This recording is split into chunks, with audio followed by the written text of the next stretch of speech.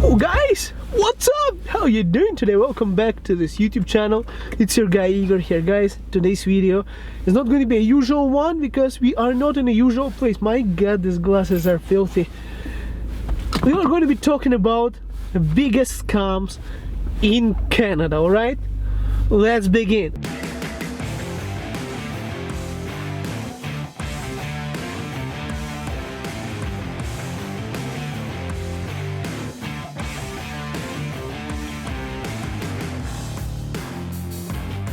I'm going to take you for a ride right now, right? Let me back up a little bit. I'm using my backup camera, by the way, out to walks. These guys who asked me to make a video for them, but I sucked in making it. But this one is actually a really good camera. You see, I can see everything from behind. Yo! Alright, guys, biggest scam number one is insurance. This is the biggest Canadian scam ever, okay? Let me tell you. So, my wife's parents came to Canada from India to visit us, okay? So, they were afraid that medicine is expensive in Canada and everything. So, my wife got them an insurance plan for both of them. It was $200 for two people for one single month. And her mother forgot to take her prescription medicine from India, so she needed to see a doctor to get her prescription medicine. My wife took her mom to the doctor to get that prescription medicine, total of $150. But hey, why not? She is covered by the insurance that she paid $200, right? So her claim to the insurance is less, $50 less than what she paid to those guys. And guess what? She needed to submit a claim to the insurance company because she took her parents to the doctor. Well, it didn't work as great as she planned it to be because insurance company said that they need an original handwriting paper from her parents in writing, and they wanted to see an original. So the original form had to be sent from United States to Canada so that my wife can submit the application. And well, she did. We got her parents to send us the form through the mail. It took a few weeks to get it. We finally got it. We're submitting it to the insurance company, and now the insurance company is telling us that we have to submit a form written by a doctor for a reason why my wife's parents were there. And a doctor wants another fee that's going to be probably at least 50 Canadian dollars to fill out that form. Give me a second, guys. Changing lanes here. Woo! Awesome. Guys, so this is how it is. Now, if you start looking at it as a proper immigrant, you start to understand that, hey, this is expensive. You paid $200 for your insurance. You got a claim $150. You would think the insurance would make it easy for you, but no. You pay out of your pocket at $150. Then you have to go and fill out a doctor's form. Then you have to submit a claim, and they make it more and more difficult for you to get anything. So it's like really, really difficult to get anything approved. They are trying their best not to pay anything. Let me get to this Tim Hortons. So, guys, what I'm saying is insurance is number one scam in Canada. For those of you who are not from Canada and you're not yet familiar what you're about to witness, you're planning to come to Canada, guys. You are thinking of coming to this country, but you don't know how you are going to be screwed by the system here. So that was health insurance. Now let's talk a little bit about car insurance. And you're driving a car, right? I hope they're not seeing this video, guys, the car insurance companies, because they would do anything possible in their mindset to avoid it, right? So, for example, if you hit your car, first of all, you pay tons of money. You're paying a lot of money in Canada. Like, I'm paying $300 for this car because I drive for rideshare, Uber, and blah blah blah. And you know what?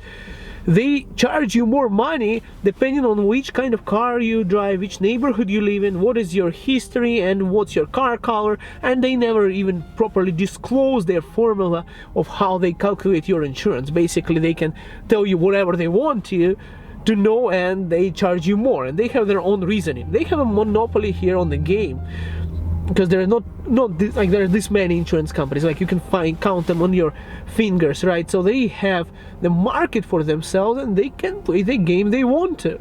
So $300, right? If you go and hit somebody else's car, unlike any other ordinary country, Canada increases your premium. So if you submit a claim, they increase your insurance.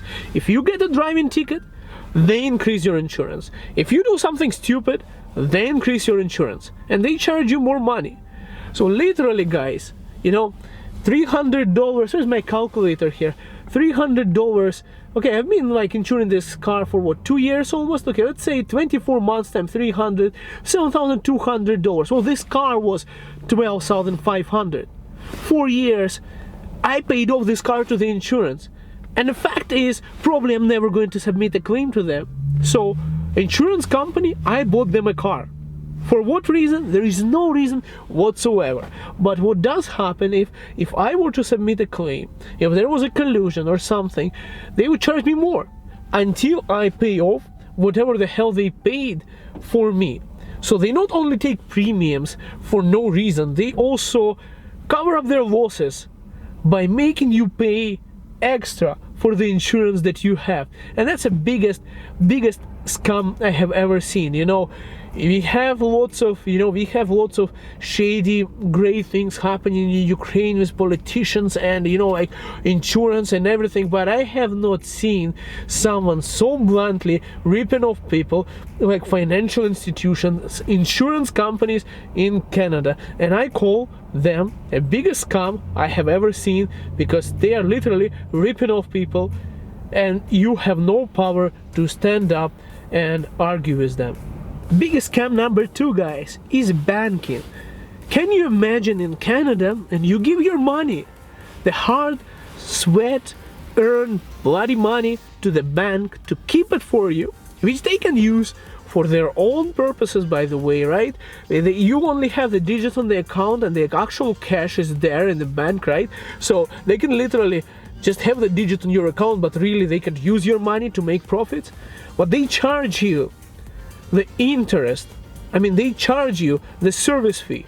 They charge you for holding your money. You have your entire life savings in a bank. They hold it for you. They use it. And they charge you a fee of $12, $15, sometimes $6, sometimes $20, depending on which account you have. What the hell is this, Canada? Like, what the hell is banking doing? Now, credit cards, scam number 2. And I'll tell you another credit bureau, credit history, scam number 3. It's a big game here, money game here. Guys, you are encouraged by Canadian system, by banking system, to take debt, to make you go and buy a car, not for cash, to use your credit card that they charge you interest on, to buy a mortgage, not for cash, but so they can charge you interest. So basically, the entire system of credit bureau banks are not going to give you money if you don't have a good credit history, but you don't have a good credit history unless you start taking credits. And if you're starting to take credits, you start to pay off interest, and you basically pay more, I would say, taxes, but now not to the government, but to financial institutions. Look at this, guys. Retirement savings. You would think you are depositing your money into investment account in Canada, but guess what? They also charge you, what's it called, service fee, holding fee. What is that fee called, guys? Leave a comment below. They charge you money for keeping your money, investing in their purposes, giving you some certain percentage of interest in it, probably making another percentage of interest in their own benefits, plus charging you money for helping it. Of course, Canadian banking system is one of the world's strongest because it's ripping off everybody else who lives in Canada. Of course, this banking system cannot really fail much because they are making tons of money of normal people, you and me, that we depend on them. Like, who is keeping cash? I don't know when the last time I had any cash. The only cash I have is my coins. I don't have any coins here. I don't even have coins. You know, homeless person approaches me in Canada. I don't have money. Someone comes to me with the gun to rob me. I have a credit card. Take it. I don't have money. I have not seen cash since I came to Canada, because everything is cashless, credit cards, bank accounts, bank transfers, and you pay money, interest, you pay service fees for everything. So the entire financial institution in Canada, the insurance, banking, retirement, savings, I'm not going to put Canada Revenue into it, because Canada Revenue, at least they invest into something, you know, they don't keep it for themselves like banks do. What I'm saying is, guys, it's crazy. You pay more money for this financial services than any other country, I would say. And investment accounts are giving you a laughable interest. They give you 1.5% interest on your investment that you have to lock up for a year. Are you kidding me? That's more, it's not an interest, it's adjustment to inflation rate. It's not even an adjustment to inflation rate. And why would you do that? Like, why won't you go and invest to a Bank of India for 8%, for example, or in Ukraine for 12%? Well, I would probably go for India, but I'm saying that other countries, they give you way more interest than that. There is a certain risk, and you might have to have citizenship in those countries.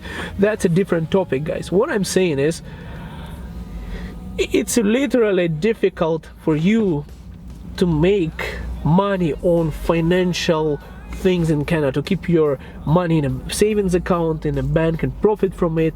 It's all an illusion, an adjustment to inflation rate, and you don't really, you don't really save too much for your retirement. The best way to invest your money is probably into business, but we're not going to be touching this topic in this video. I just want you guys to hear out the biggest scam in Canada. I repeat one more time: banking, insurance companies, and credit bureau, whatever this financial craziness pyramid is built just to make you and me, dependent on them, and them to profit. And yeah, that's basically it, guys. I just want to complain. I just want to tell you guys that I'm pissed off in this way, that I'm having money on my bank account and I cannot profit from it. It's just sitting there, and banks are charging me money for holding and using my money for their own interests. Okay, guys, I just wanted to let you know why I'm a little bit pissed off is this scam, to know how it works, guys. I'm an economist. I did my master's in economics and financial management, so I know a little bit about these things, guys. And for the economy, from economic standpoint, for Canadian economy and banking system, for employment and everything, for the economical development and GDP, whatnot, it's good. It's good. For the people, well, for the people is you just have to adjust or get used to it and live with it. What I think is that Canada needs more competition here. We need more financial institutions. We need more competition whatsoever here, because some companies are just charging premium because there is no one to compete. There is no one who is going to come and invest into the economy and start lowballing those companies. This way the companies would start competing more. They would have to improve their processes, the economy is going to grow, and it's going to be better for us, for people living in Canada. That's my opinion on it, guys. If you agree with me or you disagree, please leave a comment below, because I want to know your opinion, guys. This is a sensitive topic, and I just wanted to share with you from my car. Guys, thank you so much for watching. If you ever lose this channel, you want to find me again, search Igor space Canada, and for some reason YouTube thinks I'm the only Igor guy in Canada. Alright, guys, we'll see you next video, and please don't forget to subscribe. Don't forget to subscribe. Otherwise, search for Igor Canada. We'll see you next video. Have a good one.